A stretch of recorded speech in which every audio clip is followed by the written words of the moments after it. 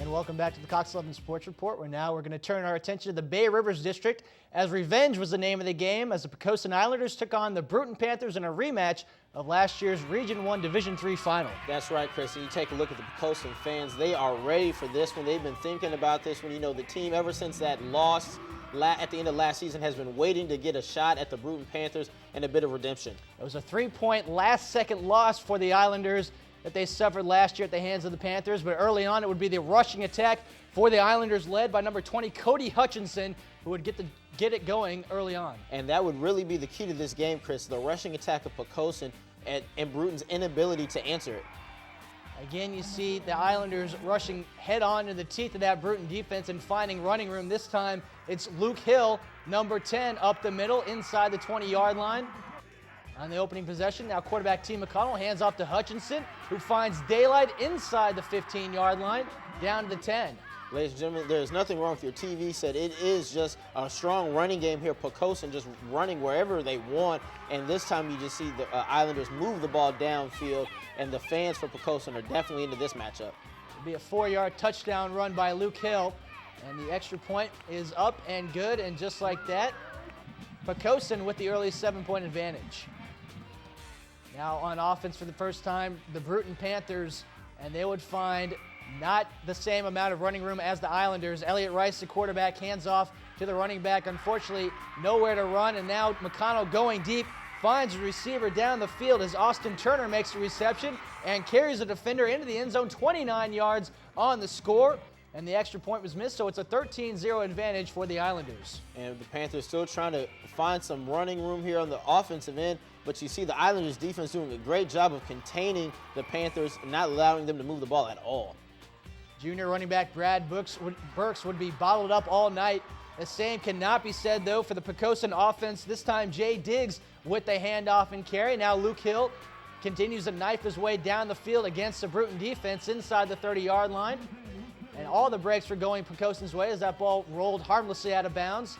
Now Elliott Rice, under heavy pressure, forced to run up into the pocket, picks up what he could, but it would be another poor night on offense for the Panthers in this one. That's right. The offensive attack for the Islanders so strong that the quarterback, senior T. McConnell, only having to attempt 5 passes in the game because the rushing attack so dominant here, Chris. McConnell hands off to Luke Hill once again. Again, Hill would go in untouched, and a great cut from right to left, and he scores a touchdown as Picosen continues to pile it on. That one from 24 yards out, and Rice handing off to the fullback, as that was Brad Burks. Again, Burks finding little to no running room. Rice trying to do it himself, this time in the quarterback keeper, and the Islanders there to shut it down once again. Just a tough night for the Panthers. The Picosen Islanders D really came to play today and really, just as you see here, forcing fumbles, and a nice return here for the Islanders here on the loose football. Luke Hill doing it both ways. This time defensively picks up the fumble, and that would set up this 4-yard touchdown run by Garris.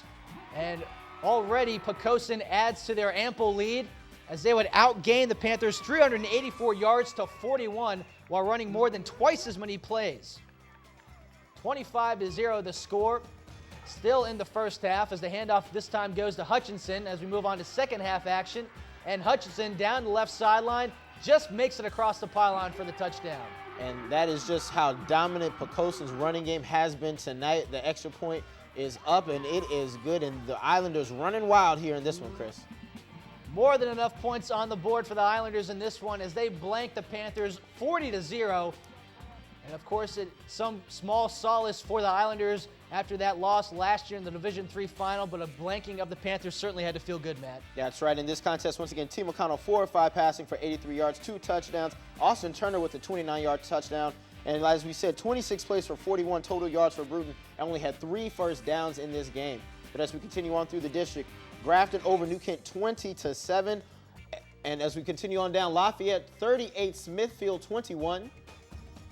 Tab over Jamestown 35-24, and York over War Hill 28-7. Now in the private schools, Hampton Roads Academy takes over first place over Bishop Sullivan 21-13. Ty Smith 25 carries, 135 yards and a touchdown. Portsmouth Christian routs Hampton Roads Christian 40-8. Ryan Ellenberger over 200 yards rushing and 4 touchdowns. Norfolk Christian keeping pace, shuts out the Bulldogs of Norfolk Academy 48-0. Breon Bailey with 4 total touchdowns. And Nansmith Suffolk with a shutout over Greenbrier Christian as Dominique Lennon had a touchdown pass.